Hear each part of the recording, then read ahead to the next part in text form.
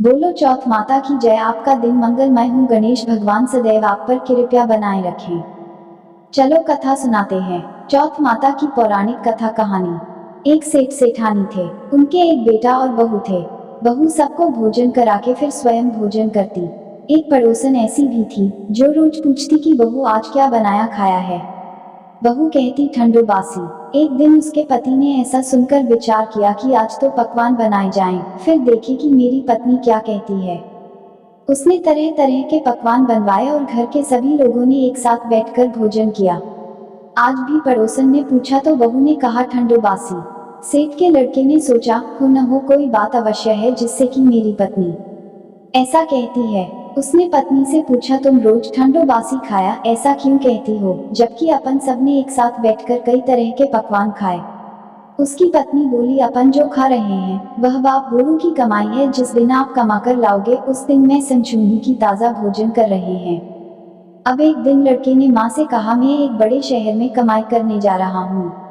माँ बोली बेटा अपने पास इतना धन है कि खाया नहीं खुटेगा। माँ के मना करने पर भी बेटे ने स्वयं कमाने का दृढ़ निश्चय कर लिया और जाते समय पत्नी से कहा मैं जब तक कमाकर बहुत सा धन लेकर न आऊं तुम चूल्हे की आग मत बुझने देना। एक दिन चूल्हे की आग बुझ गई तो वह मन ही मन घबराने लगी कहीं मेरे पति पर संकट तो नहीं आन पड़ा। जल्दी से पड़ोस में से आग लाकर चूल्हे में रख दूं ऐसा विचार करके पड़ोस में गई। वहां पड़ोसन चौथ माता का व्रत पूजन कर रही थी। पड़ोसन ने कहा थोड़ी देर में आकर ले जाना। बहू ने पड़ोसन से पूछा आप यह व्रत क्यों करती हैं, इससे क्या मिलता है। पड़ोसन ने कहा चौथ माता के इस व्रत को करने से अन्न लक्ष्मी मिले और अपनी मनोकामना पूरी हो। अब बहू भी चौथ माता का व्रत करने लगी। दीवार पर चौथ माता बनाई। उस दिन घी गुड़ का चूरमा बनाकर रात्रि को चंद्रमा को अर्घ्य देकर भोजन करती। ऐसा करते करते बहुत दिन हो गए। चौथ माता ने उस बहू के पति को सपना दिया कि साहूकार का बेटा तू जागे कि सोवे। तेरी पत्नी बहुत याद कर रही है, घर जाकर उसकी चिंता मिटा। तू दुकान खोलकर कंकु केशर का पगलिया बना के बैठ जाना। आज तेरा हिसाब किताब चुकता हो जाएगा। अब तो चौथ माता ने जैसा कहा था वैसा ही हुआ। उसने घर जाने की तैयारी की और गाड़ी भर के धन दौलत लेकर चल दिया। रास्ते में एक बड़ा सा काला नाग फल फैलाए बैठ गया और कहने लगा आज तो मैं तुझे डसूंगा, छोड़ेगा नहीं। आज तेरी आयु पूरी हो गई है। सेठ ने लड़के से कहा आज चौथ माता ने मुझे सपना दिया तो मैं पत्नी से मिलने घर जा रहा हूँ। वहाँ मेरी पत्नी बहुत चिंता कर रही है। मैं उससे मिलकर जरूर आऊंगा, तब तुम मुझे डस लेना। नाग ने कहा तुम शक्ति पूर्वक कहकर जाओ तो मैं तुम्हें जाने दूंगा, परंतु लौटकर नहीं आए तो तुम्हारे घर आकर मैं तुम्हें डस लूंगा।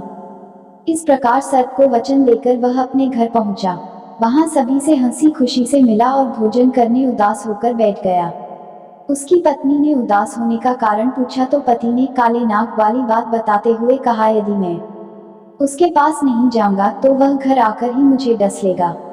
पत्नी बहुत चतुर थी। उसने कहा कि आप घबराओ नहीं, लेट जाओ, मैं एक उपाय करती हूँ। पत्नी ने कमरे की 7 पेड़ी सिरावत हुई। पहली पेड़ी पर रेत, दूसरी पर इत्र, तीसरी पर गुलाल फूल, चौथी पर कंकु केशर, पांचवी पर लड्डू पेड़ा, छठी पर गादी गलीचा और 7वीं पेड़ी पर दूध का कटोरा भरकर रख दिए। इस प्रकार वह 7 ही पेड़ी सजाकर बैठ गई। आधी रात होते ही नाग आकर पेड़ी चढ़ने लगा। पहली पेड़ी पर रेत में लौट गया और कहने लगा कि सेठ की बहू ने आराम तो बहुत दिया पर बिछनों से बंध कर आया हूँ, सो डसूंगा अवश्य ही। इसी प्रकार 7 पेड़ियों पर नाग आराम करता हुआ और कहता हुआ कि डसूंगा जरूर कमरे में जाने ही वाला था कि चौथ माता ने विचार किया कि मैं इसे नहीं बचाऊंगी तो संसार में धर्म कर्म और व्रत पूजन को कौन मानेगा। अब तो गणेश जी, चंद्रमा जी और चौथ माता ने उसे बचाने का विचार किया। चंद्रमा जी ने उजाला किया, चौथ माता ढाल बनी और गणेश जी ने तलवार लेकर नाग को मार दिया और ढाल से ढक दिया। अब बहू भी थकी हारी सो गई। दिन उगा तो लोग बेटे से मिलने आए, परंतु बेटा बहू तो उठे ही नहीं थे। बहुत देर हो गई तो माँ उन्हें उठाने गई। माँ ने 7 पेड़ियों पर जो कुछ देखा तो बहुत घबराई और बेटा बहू को आवाज लगाई। बेटा बहू उठे तो देखा कि एक ढाल तलवार वहां पड़ी है। अब ढाल उठाई तो वही काला नाग मरा हुआ पड़ा है। बेटा बहू ने सोचा कि आज तो धर्म कर्म ही आड़े आए, जो भगवान गणेश जी और चौथ माता ने अपनी रक्षा की। हे चौथ माता, आपने जैसी सेठ के बेटे बहू की रक्षा की वैसी सबकी रक्षा कीजिए। बोलो चौथ माता की जय। चलो इसी में दूसरी कथा सुनाते हैं। उस दिन किस गणेश की पूजा किस रीति से करनी चाहिए। गणेश जी ने उत्तर दिया कि हे हिमालय नंदनी, अगहन में पूर्वोक्त रीति से गजानन नामक गणेश की पूजा करनी चाहिए। पूजन के बाद अर्घ्य देना चाहिए। दिन भर व्रत रहकर पूजन के बाद ब्राह्मण को भोजन कराकर जौ, तिल, चावल, चीनी और घृत का शाकला बनाकर हवन कराएं तो वह अपने शत्रु को वशीभूत कर सकता है। इस संबंध में हम एक प्राचीन इतिहास सुनाते हैं। प्राचीन काल में त्रेता युग में दशरथ नामक एक प्रतापी राजा थे। वे राजा आखेट प्रिय थे। एक बार अनजाने में ही उन्होंने एक श्रवण कुमार नामक ब्राह्मण का आखेट में वध कर दिया। उस ब्राह्मण के अंधे माँ बाप ने राजा को शाप दिया कि जिस प्रकार हम लोग पुत्र शोक में मर रहे हैं, उसी भांति तुम्हारा भी पुत्र शोक में मरण होगा। इससे राजा को बहुत चिंता हुई। उन्होंने पुत्रेष्टि यज्ञ कराया। फलस्वरूप जगदीश्वर ने राम रूप में अवतार लिया। भगवती लक्ष्मी जानकी के रूप में अवतरित हुई। पिता की आज्ञा पाकर भगवान राम, सीता और लक्ष्मण सहित वन को गए, जहां उन्होंने खरदूषण आदि अनेक राक्षस व राक्षसियों का वध किया। इससे क्रोधित होकर रावण ने सीता जी का अपहरण कर लिया।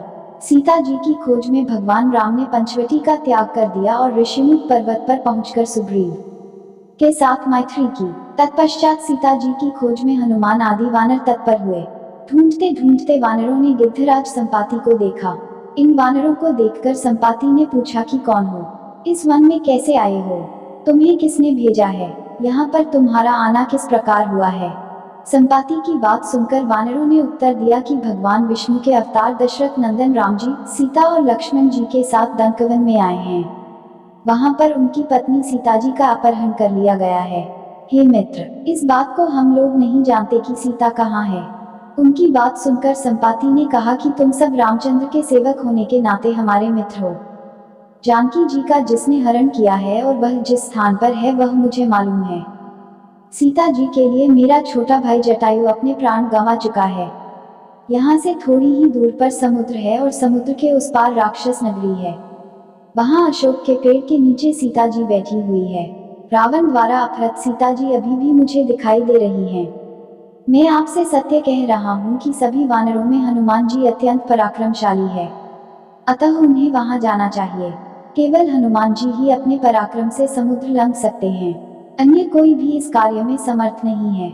संपाति की बात सुनकर हनुमान जी ने पूछा कि हे संपाति, इस विशाल समुद्र को मैं किस प्रकार पार कर सकता हूँ। जब हमारे सब वानर उस पार जाने में असमर्थ हैं तो मैं ही अकेला कैसे पार जा सकता हूँ। हनुमान जी की बात सुनकर संपाति ने उत्तर दिया कि हे मित्र, आप संकटनाशक गणेश चतुर्थी का व्रत कीजिए। उस व्रत के प्रभाव से आप समुद्र को क्षण भर में पार कर लेंगे। संपाति के आदेश से संकट चतुर्थी के उत्तम व्रत को हनुमान जी ने किया। हे देवी, इसके प्रभाव से हनुमान जी क्षण भर में समुद्र को लंघ गए। इस लोक में इसके समान सुखदायक कोई दूसरा व्रत नहीं है। श्री कृष्ण जी कहते हैं कि महाराज युधिष्ठिर, आप भी इस व्रत को कीजिए। इस व्रत के प्रभाव से आप क्षण भर में अपने शत्रुओं को जीतकर संपूर्ण राज्य के अधिकारी बनेंगे। भगवान कृष्ण का वचन सुनकर युधिष्ठिर ने गणेश चतुर्थी का व्रत किया।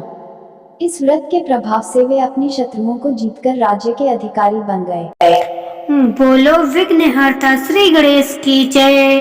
बोलो राम जी की जय, हनुमान जी की जय। कथा अच्छी लगी हो तो हमारे हिंदी स्टोरी चैनल को लाइक, शेयर, सब्सक्राइब जरूर करना। Bye bye, thanks for watching. अगली वीडियो में फिर मिलते हैं।